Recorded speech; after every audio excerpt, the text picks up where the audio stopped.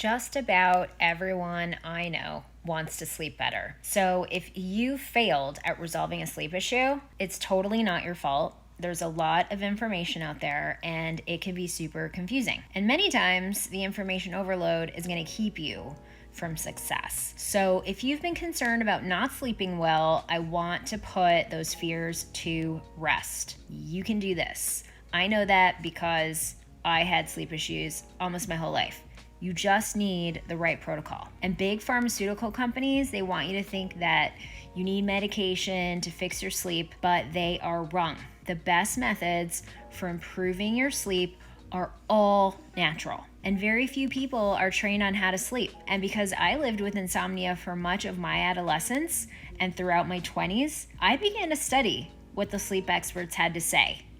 And there are 10 major steps to fixing sleep. So number 1 is fix the circadian rhythm. Your circadian rhythm is a 24-hour cycle that is part of our body's internal clock.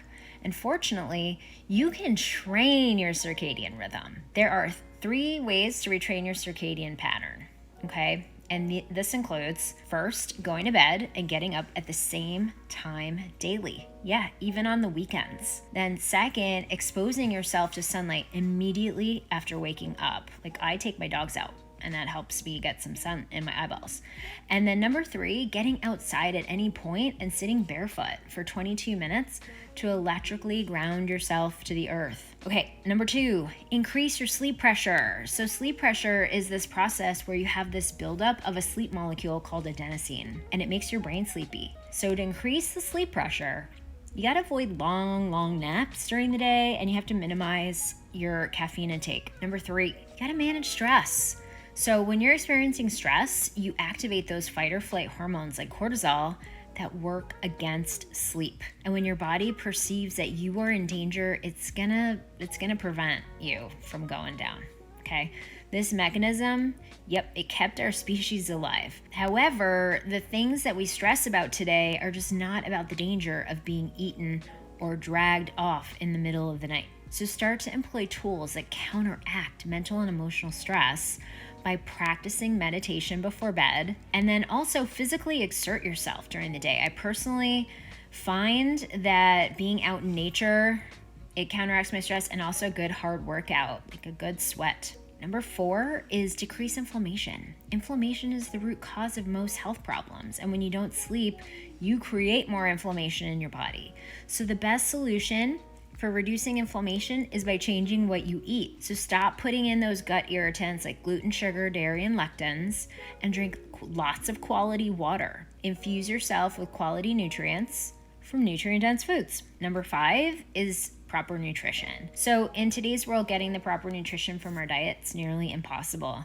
Most people suffer from various nutritional deficiencies that affect sleep quality. I'm talking about low vitamin D, low B12, low magnesium. So common blood tests will help you determine if you have these micronutrient deficiencies, and taking quality supplementation will ensure that you are protected. I take the sleep support with melatonin in addition to extra doses of magnesium and B vitamins to ensure that I'm covered in this area. Okay, number 6 is check your oxygen. So conditions like obstructive sleep apnea, they prevent quality sleep. So if you snore at night, you might want to consider using an overnight O2 monitor to determine if your oxygen levels fall when you sleep. Depriving your body is dangerous and decreases your longevity. Number 7, track your sleep. Tracking sleep is a great way to analyze how long you sleep. It shows you how much time you spend in each stage, and it makes you aware of which aspects of your sleep need work. So oftentimes it's the night owls who deprive their body of deep delta sleep, and it is the super early risers who might be missing out on some quality REM sleep, because these happen at particular times of night. So sleep tracking through apps like Fitbit or an Oura Ring are some different ways to do it. Okay, number 8 is turn off your screens. No one should have a television in their room. If you have sleep issues or wake up consistently feeling tired, you need to make your room as dark as a cave and eliminate all the devices that could be emitting electromagnetic frequencies and tiny lights. The bedroom needs to be associated with sleep and for intimacy activities with your partner. not tasks like work or watching television. If you're on your phone in bed, this is a stimulating and exciting activity that will prevent your body from cooling and calming down so that you can ease into slumber. Which leads me to number 9. You got to mind your temperature. If you tend to run hot, make sure you sleep in a cooler bedroom. The perfect temperature for sleep ranges from between 60 to 70 degrees, and that's based on each individual. Your body temperature needs to feel cooler to produce melatonin, while cortisol production is associated with body heat. So it needs to produce more cortisol to help us get out of bed. So when we're feeling sleepy and groggy in the morning, it's possible that our body is not producing enough cortisol, which indicates that we are no longer adapting to stress levels and our body is not yet warm enough to rise. So the same is true for sleep. It's like converse, right? If you are stressed and in fight or flight and having anxious thoughts at night, your body will produce more cortisol, and then you could end up kind of hormonally flip-flopped, and that'll cause insomnia. Remember, the body needs to be cool at night. That's the takeaway.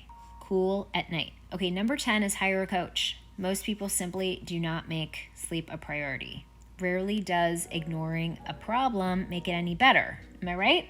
So the fastest way for you to reach your goal of sleeping better is with support. There are sleep coaches out there. A good sleep coach or health coach can help monitor your results or your sleep tracking, they'll give you the best advice on the things that you need to improve, and they'll make you accountable for doing the things you say you will do.